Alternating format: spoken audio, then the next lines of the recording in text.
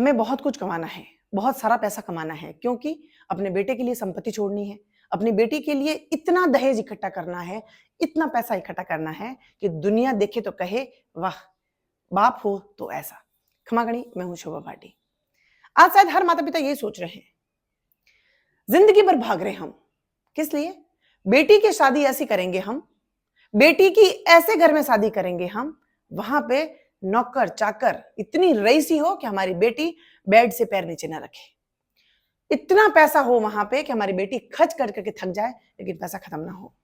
हम हमारी बेटी की शादी इतनी रईसी से करें, इतने रईसी से करें कि इस दुनिया के जितने भी अमीर लोग हैं उन सबको बुलाएंगे।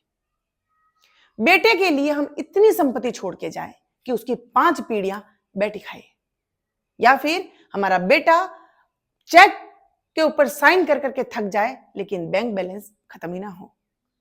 शायद हर व्यक्ति का यही सपना है, हम सबका यही सपना है। As a parent everybody is thinking like this, सब लोग सोच रहे हैं।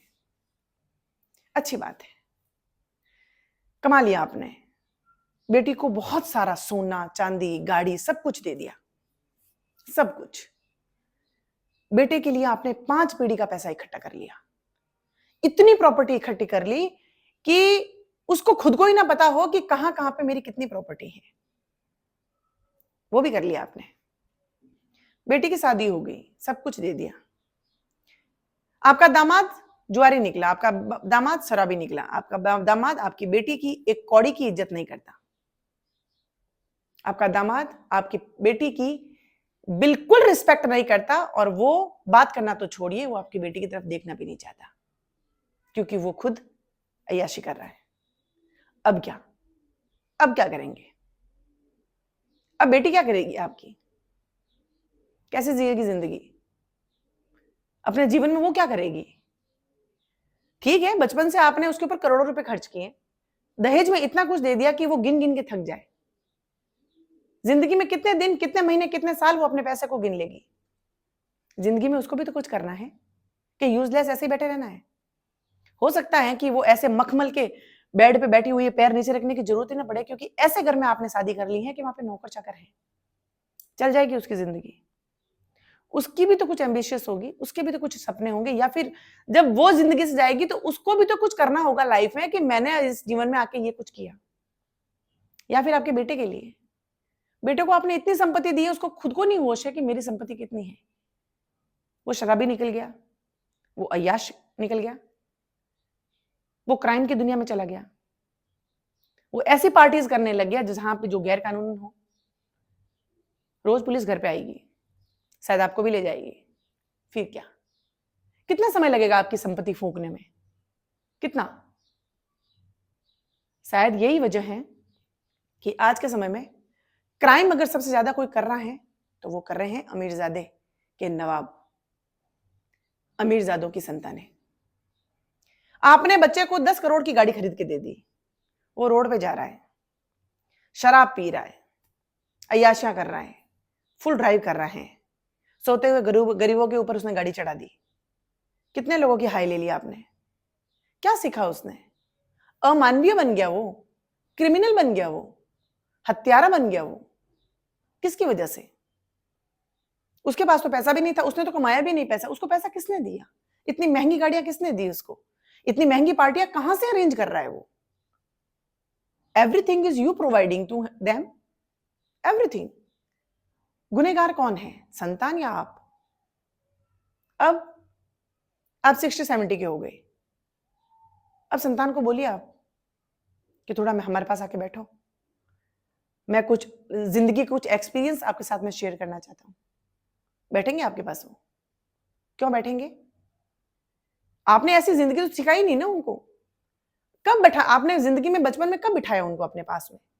कब वो चीजें सिखाई आपने कि आपके पूर्वज क्या थे और जिंदगी में मानवीकरण क्या होता है, इंसानियत क्या होती है, दया क्या होती है?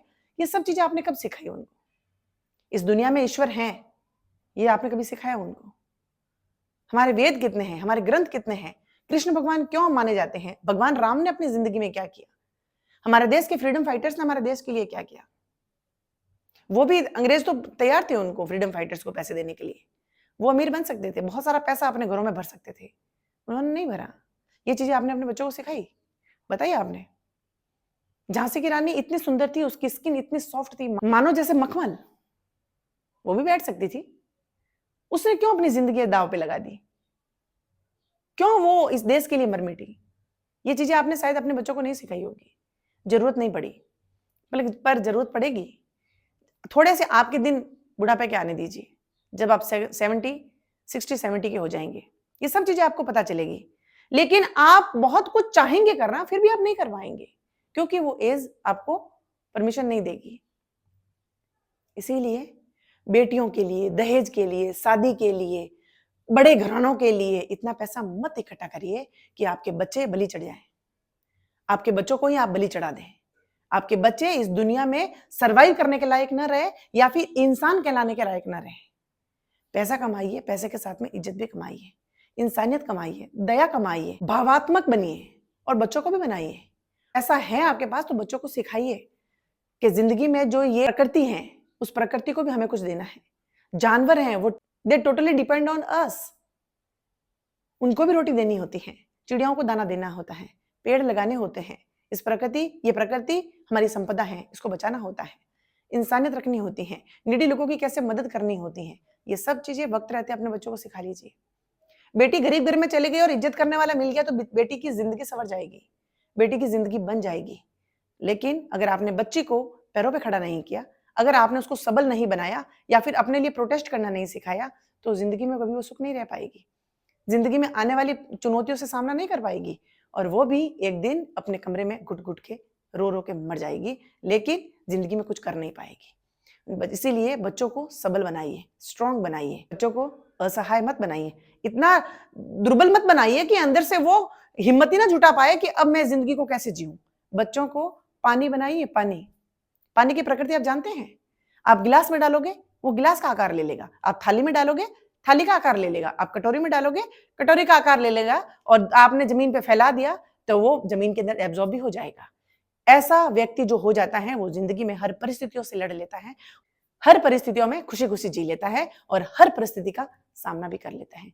इसीलिए वो आपकी संतान है, वो कोई शो पीस नहीं है जो आपको सिर्फ किसी के घर में शो करना है या फिर कहीं सजावट के लिए रखना है। इंसान है, उनको इंसान बना के रखिए।